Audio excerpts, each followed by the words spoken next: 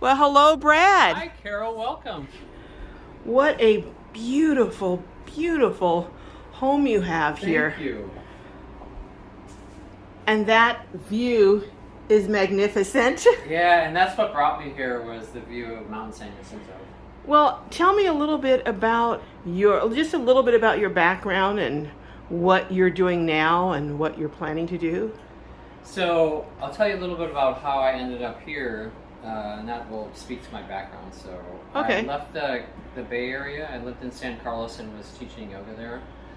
I had lived in the Bay Area on and off for the past 40 years, and I wanted a change of pace because it was too fast, rat race, workaholic, and on and on. I had gone to UC Santa Barbara and liked Southern California, so I thought, and I love the desert and I love the mountains, so I thought, well, let's experiment with living in the desert. So I came to Yucca Valley. I lived in a house with 4 other people, and I had a dream of having a tiny home and running retreats from a tiny home community, so I looked into that. Rather than starting from scratch, I moved here to a new tiny home community. Can we stop for a second? You said you had a dream of running retreats. Right. You have a background as a therapist, and could you just explain so people know? Oh, sure. So I'm a counselor. I have a master's in counseling psychology. I'm a Phoenix Rising yoga therapy practitioner. I'm a yoga instructor. I'm a meditation instructor. I'm an elementary school teacher. I have a doctorate in educational leadership. And the reason I'm mentioning all these things is because at my age and stage in life, it's time to have the grand coalescence where all of these different things that I've done and am trained to do academically and professionally, where can I and how can I put them all together? And that was what's behind running retreats. I've been on many retreats. I've assisted on retreats. The first retreat that I conducted was in 1983. And I really enjoyed gathering people together to work on and to play with whatever it is that they were challenged by. So you have the background and the education and the experience, just so when you say you want to run a retreat, people will know it's not just some whim, but you actually have the skill to do it. Right, I have the skills as a counselor and as an elementary school teacher in terms of content, and as a counselor in terms of communication. Okay. And I want to speak to that, though. It's having an academic background is an important extension in terms of building skills. However, these things are innate.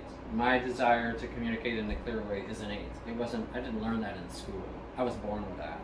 Similarly, my desire to have people connect in meaningful and deep ways, I was born with that. Again, I was not trained to do that in school, and in undergrad, graduate, or doctoral work, it's just working with who I am and how I was created. So, in all the retreats that I do and have done, I work with people where they are. Okay. And I'm sorry for interrupting you, but I just wanted to let people know that. And so back to how you came to be here. I went to Yucca Valley, lived with people in the community. This was a conscious community of folks. We all wanted to start retreats independently, so we all found a single house. And then eventually everyone went a separate way. And then I, as an essentialist and a minimalist, decided that it was time to buy a tiny home, and so that's how I have this tiny home, which we're in right now. Now, how many square feet is this? This is a Clever S model, so the Clever S is 210 square feet. That, when you hear that, it sounds very, very small, like you'd be in a tiny little cubby hole. But when you look around here, you see, and we'll look further, but you see you have a complete kitchen here. You have, and you could have had an oven, but you chose to have space instead. Right. But you have a bed, a bathroom, sleeping area, closets, and this is not what I expect to see when someone says they have a 200 and some square foot, house. So I'll give you an example of that. So I was in Arizona helping a friend set up her classroom. Her closet in her classroom, she's an art teacher, by the way, and art teachers generally have more space in the school. her closet is bigger than my house. Her closet is 300 square feet. So just what you said, which I love about a cubby hole, like what is this little tiny thing? It's like the feeling of the space is different than the mathematics of the space. So exactly. Just like you showed in your panning, when there's wise use of mirrors and windows, as this has, then you'll see space expands and not contracts. When you have wall without window, wall without window, wall without window, then you have a feeling of enclosed space. Here, there are windows everywhere here. Plus, the other thing that I've noticed is that it's high ceilings. Yeah. That also adds to the spatial perception. Right. And then Dee Dee, the designer of Clever S and Clever One, she did that intentionally, and also did a slight slope, and then have light colored materials. All these things contribute to a sense of space. So light colored materials, light wood, having a Murphy bed, which creates space. But let's say, like in the other model, you have a bedroom, which is great to have a bedroom with a window, but what are you going to do?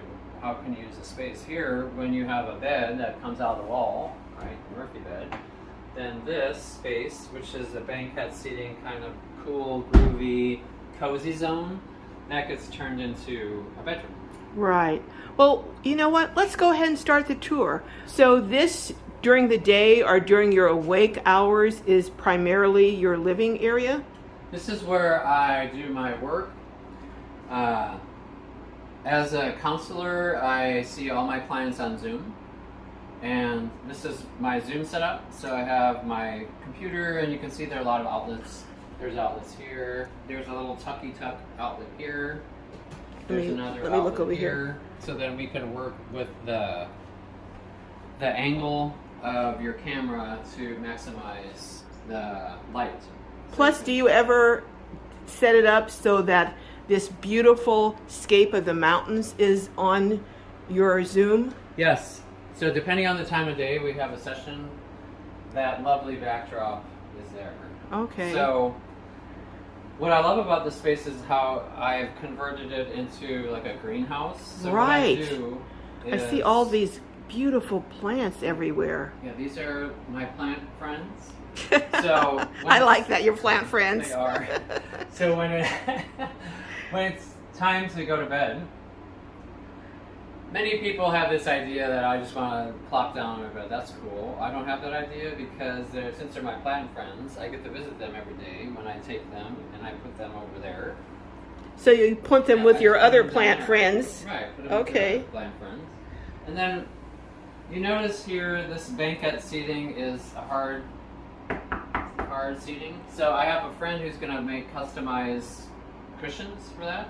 Until then, I don't have the customized cushions made. What I do is I just take my blankets, plop it down. Again, because I'm a minimalist, this is enough and it's soft. And so this is where I work, and I put my computer on a little tray. Okay. I just work from here, and I have the beautiful view. If I want to change my view, I just change where I'm sitting. So this is basically a living room, an office, and a bedroom. Correct. Yeah, okay. All those three. That's what I love about tiny home living, is it looks at multi-functional spaces. So here you can see, I would add to your list that it's the library, because you can see here, this is where all my books are. Oh, okay. So down there. So this is basically 4 rooms in one. Right, it's like 4 rooms around. That's a good way to put it. So you have convertible rooms. Right.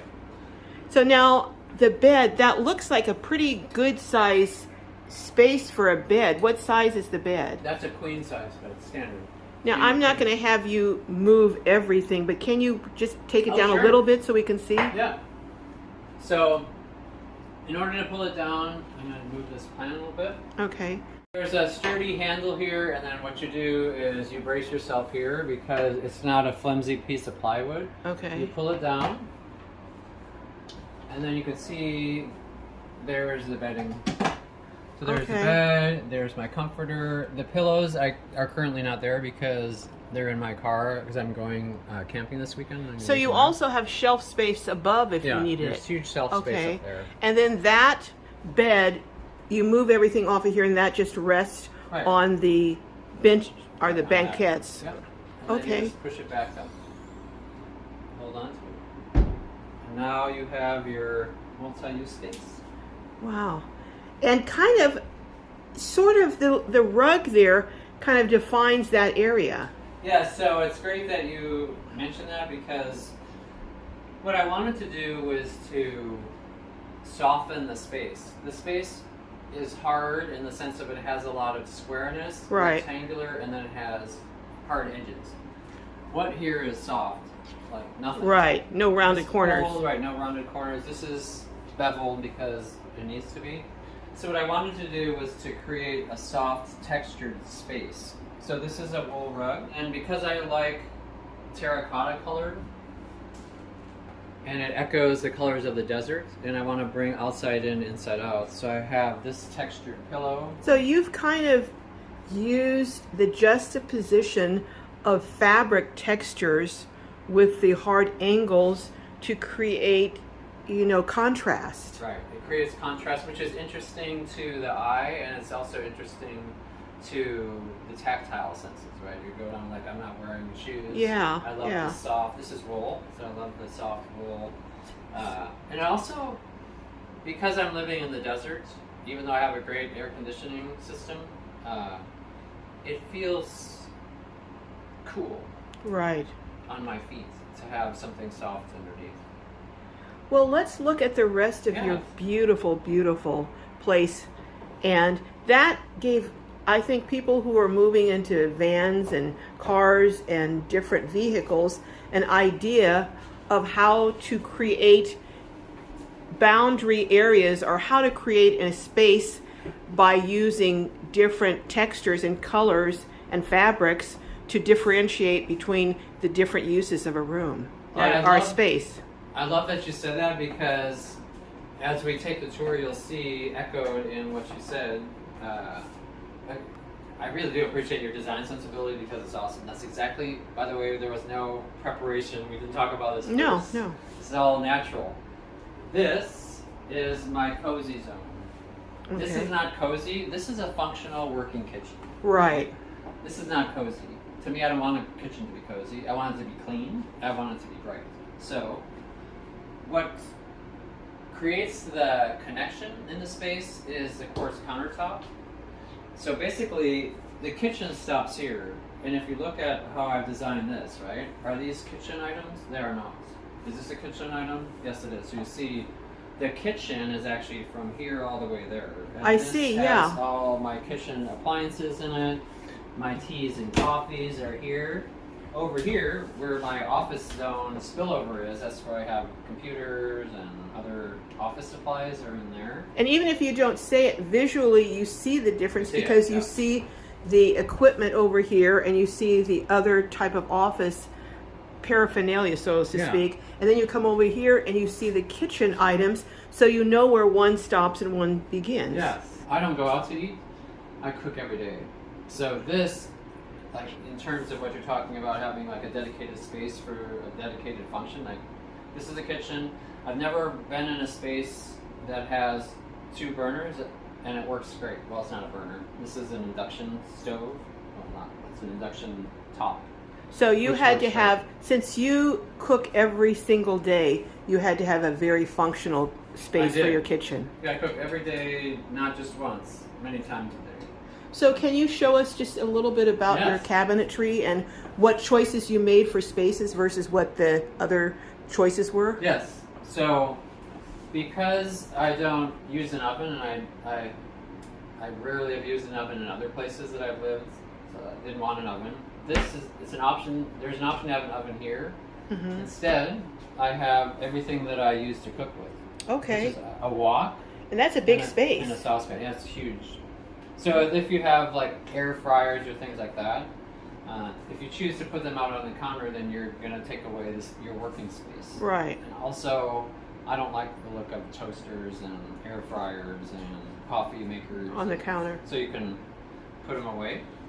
And then So- the other space next to it was. Yeah, and this is my office supply space. And the other option for that was what? Was the dishwasher. So this could be an oven. This could be a dishwasher. Everything that I need is, when I cook, it's all within arm's length. So I have my cutlery here in this drawer. I have all my chef knives and other things that I use to cook here. Okay. This is all my mason jars in a supply drawer, like the junk drawer. Okay. And then all of my mason jars is where I like to keep my dried fruits and stuff there. Usually I have them out on the counter, but here I'd rather have the counter open. So you have a lot more, from what I'm seeing, you have a lot more storage space in your kitchen than many traditional homes. Oh, for sure. Yeah. And then this, so when I'm cooking, well, part of cooking, what do? You have oils. I have all my oils up here. Right, and your spices. They're right there. And then all over here I have my spices, and then some canned goods over here. Over here is the plates, pots. And then you have this Bases. big window here that Yes. opens the space. I love that window because, well, a couple things. One of them is that I get to look out on greenery, and then the other thing is that I have light that Right. I need to be able to see when I'm chopping. At night, there is under counter lighting, Oh, okay. and then there's very, very bright lighting up on the ceiling as well. And also the window and door has the window in it also Right. behind you. Now, I noticed also you have a very large sink. Was this a standard or did you? Yeah, this is standard. I also use it for when I'm soaking laundry, like towels that are dirty. I put them in there. Okay. I noticed your refrigerator isn't a standard size, but it's also not one of those minis. So it's a pretty good size refrigerator. Yeah, the one that came with the model was too big, and I didn't like the design of it. It was $400. It cost $450. So I said, let's just take $450 off, and then I bought this one for $350. Okay. At Lowe's, and it's 7.5 cubic feet. So Okay. it's lots of. I mean, there's lots for 1 to 2 people. It's Right, fine, yeah. in terms of all the space. And you've got a good inside, size freezer. Good size freezer. Now, I'm looking behind you. You have a washer and dryer. And was this space designed for that? This space was designed for the option of having a washer dryer. You can convert it into a closet or something else, a little Okay. workspace, because of the electrical appliances. But as you can see, actually it fits perfectly a standard stackable washer dryer, Okay. which is fantastic. I just love having it. Absolutely. Yeah. Now, above you have your air conditioning It's unit, air which is conditioning the split. a mini split. Works Now, great. does that also for heat? Yes. Or do you actually, I know this may sound a dumb question, but do you really need heat here any time of the No. year? Okay. Yeah. Uh, Because that- right now it's what, in the hundreds? Right now, oh yeah, it's 111 is the high for today. Oh my gosh. Yeah. So. Also, the ingenious thing of this is that over here, tucked away, is a high-grade air purifier. So the air purifier, Now that came standard? that's standard. Okay. Purifies the air, moves it out, and then it gets directed over there. Okay. So this area, you got your air purifier, your air conditioning unit, and okay. And then more storage. So over here, above the refrigerator, that's where I have, the larger items. Again, I've lived in all sorts of houses and apartments. This Mhm. has more storage than a traditional Apartment, yeah. 2-bedroom, 1-bath house. It's just very smartly done. Yeah.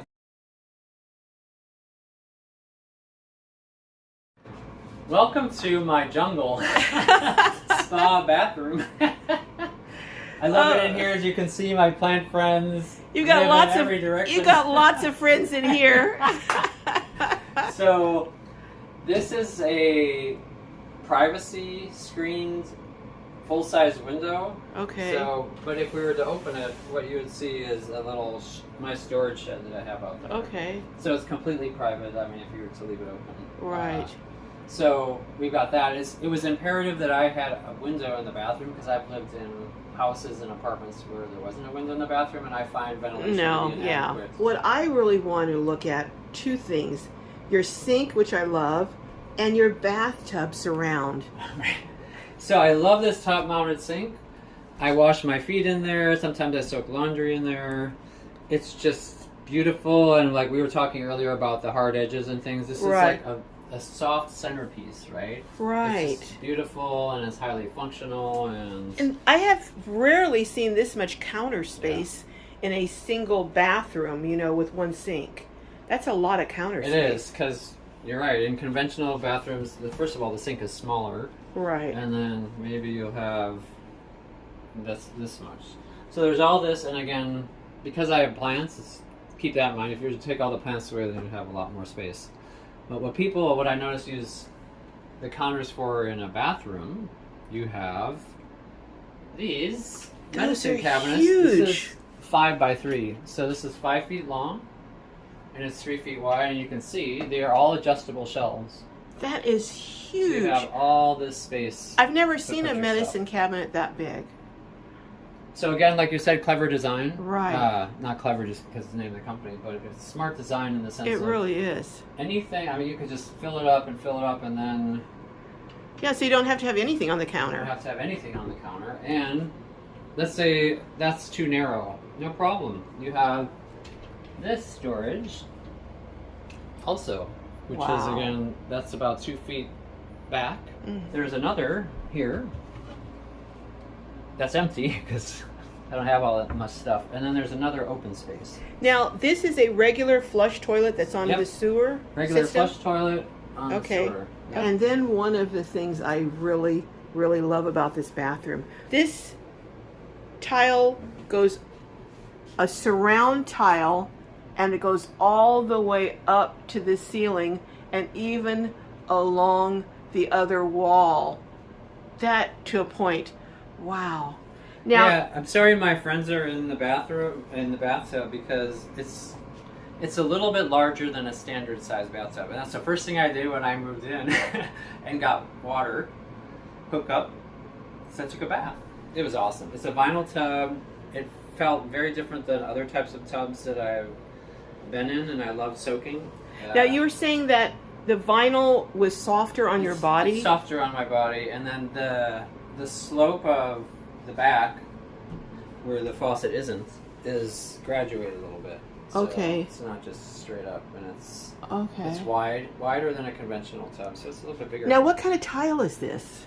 That is a special type of ceramic tile that is anti-mold, anti-fungal. Okay.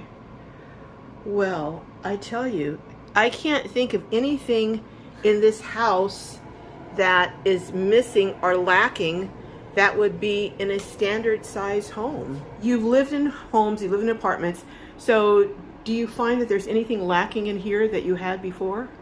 No. So what am I missing out back? This is how I'm a long-winded way of answering your question. What am I missing? Nothing.